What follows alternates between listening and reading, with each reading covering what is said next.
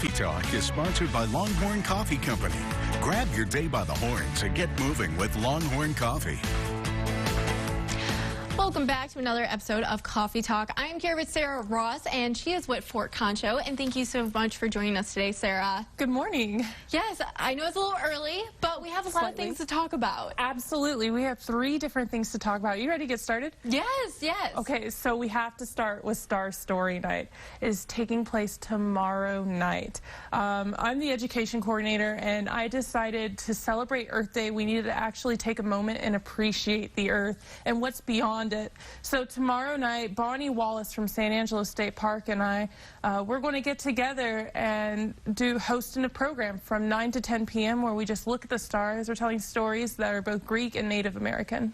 Yeah, so kind of, I don't know if you can say without giving too much away, can you kind of give an illustration of the story? Yeah, so I will give a little bit. Okay. So specifically, we're going to be talking about Taurus, which is the astrological sign in the sky right now. It's my sign as well. And we're going to be telling 2 different stories. The Taurus story goes back 15,000 years to the Bronze Age and such. However, a lot of the really good stories come from the Greek. They're really recognizable because Zeus is mentioned and such. So yeah. So you think this is a program for kids of all ages? Correct. We made sure all the stories we were telling is someone that a little one could come into and grandma could come with, and it wouldn't be awful. I mean, Greek stories do tend to get that way. Sometimes, yes. Yeah, but absolutely. These are all family-friendly stories. So. Correct. Good. Okay. Will there be snacks provided, or how does that all work?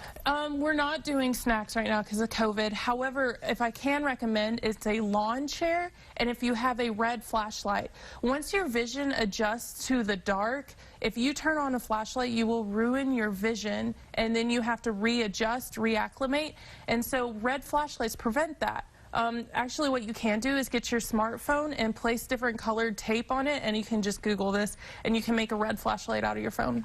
What? That's news to me. I mean, that's just good in general with the summer coming up, you know, camping and whatnot. Exactly. Yeah.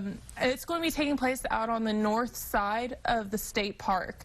Can I give you directions really quick? Of course. So if you're heading out on 87, you exit for FM 2288, and then you turn left and you're heading towards the state park, and it'll be on the left. It's the one with the sign that says Equine Campgrounds, and we are the furthest camp back there. The reason we did that is on the north side of the state park, it gets so dark that we could see the Milky Way. I've noticed that. Yeah. I mean, I don't know if I saw the Milky Way because I probably wouldn't notice that out of, you know, just my knowledge of what it looks like, but the stars are beautiful and it's very peaceful. I figured it's time that we look at the San Angelo sky, you know, and why not do it? It's an excuse for me as well because we'll have telescopes present, and I've never seen the moon through a telescope. And Bonnie was like, we have telescopes. You want to bring them? I was like, absolutely.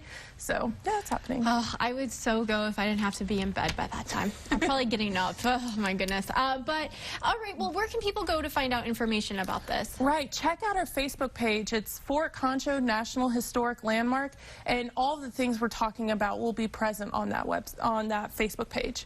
Okay, awesome. Now, something else I wanted to touch on is cavalry competition. Yeah, cavalry competition starts tomorrow. The cavalry competition is basically cavalry horsemanship, and a group of people. We have some from Fort Carson coming. We have both active military that participate and also living historians. The active military still does reenactments as well. And so they all come together, and it's the regional level, and they're competing in order to go to Oklahoma in a few months. Okay, so people can come and watch this? Correct. Every morning from about 8 a.m. to noon, and then again from 1 to 4, the cavalry competition will be taking place on Thursday and Friday. On Saturday, it's more of a ceremonial event. They do a pass and review, which is just stunning, and that'll be taking place at 8:30, which is going to be taking place during Frontier Day. All right. Well, we have probably about 30 seconds left. Is there anything else that you wanted to tell our viewers? Yeah, really quickly. Frontier Day, 7:30 a.m. to noon on Saturday. It's a living history mixed with local exhibits, and it's free to the public. If you want pancakes, the Lions Club is going to be providing them $6 a plate, and you can get a ticket there. All right, and this is again for all ages? Correct. All right. Well, and they can find everything on your Facebook page? Correct. Fort Concho National Historic Landmark, the Facebook page has everything. All right. Well, thank you so much, Sarah. I really appreciate you joining us today. Now, coming up after the break, Keith will have your full weather forecast.